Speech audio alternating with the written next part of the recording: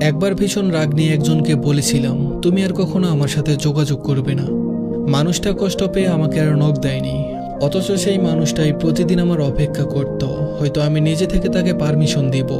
আমি কোনো স্টোরি দিলে সে সবার আগে সিন করত, আমি কোনো পোস্ট করলে সবার আগে সে রিয়্যাক্ট দিত, আবার সাথে সাথে রিয়্যাক্ট সরিয়ে নিত। এটা সে করত কারণ সে আমাকে ভুলতে পারেনি কিছু বাক্য, বলে ফেলা কিছু শব্দ যা শুধু আমাকেই বলা হতো।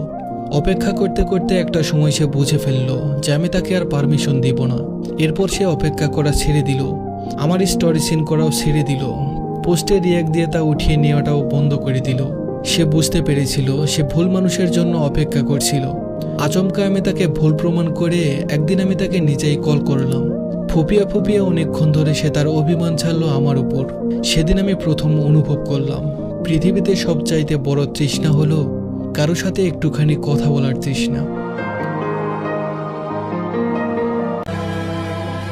আমাকে যদি কখনো এলোমেলো দেখো, তবে আমাকে খানিকটা সঙ্গ দিও, তোমার কাঁধে মাথা রাখার নির্ভরতাটুকু দিও। তুমি জড়িয়ে নিলে বিধ্বস্ত আমিটাই হয়ে যাব পৃথিবীর সবচেয়ে সুখী মানুষ।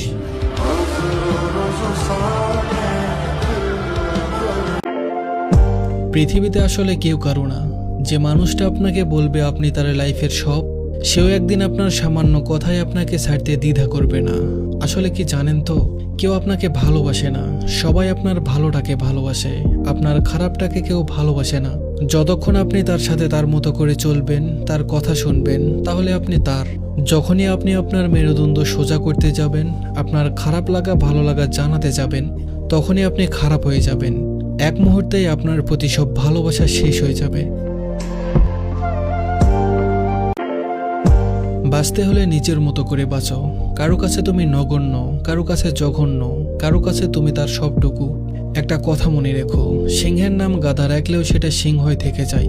কারো জাজমেন্টে তোমার মূল্য একটুও কমে যাবে না, কারণ আলুর ব্যাপারে তো আর সোনা চিনবে না। তুমি নেকা, তুমি বোকা, তুমি রাগী, তুমি অহংকারী, আসলে এর কোনোটাই তুমি না।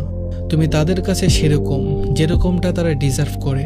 দিন শেষে তুমি একটু একটু ভালো, একটু একটু মন্দ, সবটুকু ভালো হতে গেলে দেখবে সবাই ভালোই আছে, শুধু তুমি ছাড়া।